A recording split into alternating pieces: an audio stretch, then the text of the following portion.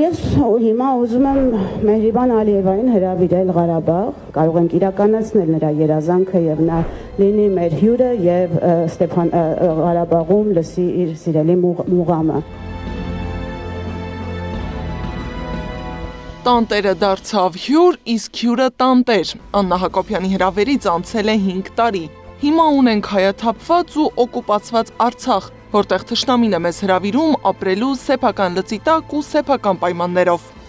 5 տարի անց ադրբեջանցիները եւս մեկ հրավեր են ստանում, այս անգամ Երևան։ Սա դեռ ամենը չէ, Արսեն Թորոսյանը համոզված է, որ այսպես կոչված խաղաղության փաստաթղթի ստորագրումից հետո հնարավոր է Հայաստանն ու Ադրբեջանը դեսպանատներ բացեն։ Ես դուք Բաքու տուրիզմի կգնաք, պարոն Թորոսյան։ Իհարկե, ես պաշտոնական այցով կգնամ Բաքու։ Չէ, տուրիզմի, ես պաշտոնական այցով շրջապատված տիկնապարներով ես էլ կգնայի, ասենք։ Գիտեք ոնց, եթե իրավիճակը այդքան բարենպաստ լինի, որ դա հնարավոր լինի, իհարկե կգնայի եւ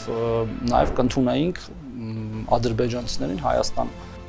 Քաղտեխնոլոգը այս երկու հրավերի միջև զուգահեռներ չի տանում, ասում է նրանք միևնույն թիմում են, խոսույթն էլ նույնն է։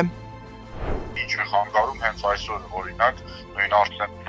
գնա Բաքու, որպես ասենք խաղաղության աղավնի եւ այնտեղ փորձել այն գաղափարները, որ այստեղ էինք հնչեցնում։ Ես չեմ կարծում, որ ամենայն դեպս գոնե տվյալ պարագայում հենց այդ մարդու դեպքում ինքը խնդիրներ կարող ունենա։ Գուցե մնացած շատ ու շատ հայեր նման խնդիրներ, ուրիշ խնդիրներ կունենան Բաքվում, եթե հենց այսօր Բաքու մեկնեն, բայց տվյալ պարագայում Արսեն Թորոսյանը կարծում եմ հենց այսօր է կարող է իր երազանքը ի կատար ասել։ Մասնագետի խոսքով հարցի մյուս կողմն է, արդյոք ադրբեջանցիներն այդ նույն հաճույքով կցանկանան գալ Հայաստան ու գան տուրիստի կարգավիճակով։ Ադրբեջանցիները Հայաստանում այսօր իրենք բավականին ազատ են զգում, հիշում եք տեսագրություններ կային, որոշակի եւ առանձնապես խնդիրներ չունեն, այլ հարցը ասենք թե որ երկրի քաղաքացիները։ Իսկ զուգահեռ իրականությունում թշնամին է իր անհագուր տախորժակով ու ամենօր ընդլայնվող նկրտումներով։ Փաշինյանի ասուլիսին մասնակցելու ու Փաշինյանի հրավերով ու պետբյուջեի հաշվին Հայաստան եկած թուրք լրագրողը ռեպորտաժ է նկարել Երևանի հայկական լինել չլինելու մասին։ Erivan'ın Türkçe ismi Revan. Yani aslında Türk imparatorluğunun Türk tarihinde de yer alan bir kent burası.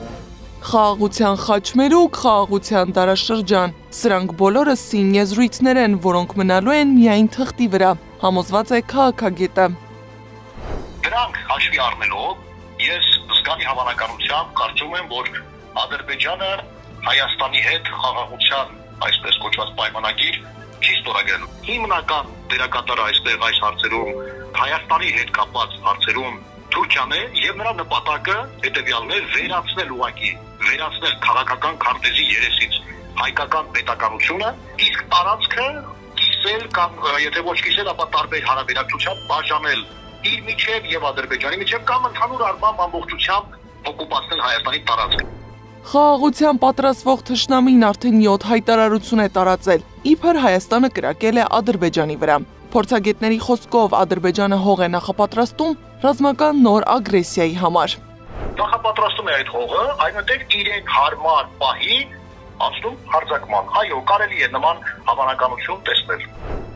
Ախորժակն ուտելիս է բացվում, 3 Արցախն էր, այսօր Սյունիքը, վաղն էլ կարող է լինել Երևանը։ Մասնագետներն են ահազանգ հնչեցնում, թշնամուն սանձողը թղթի կտորը չէ, այլ ուժը։ Գառնի Մութաֆյան, Նոնա Գևորգյան, ABC Media։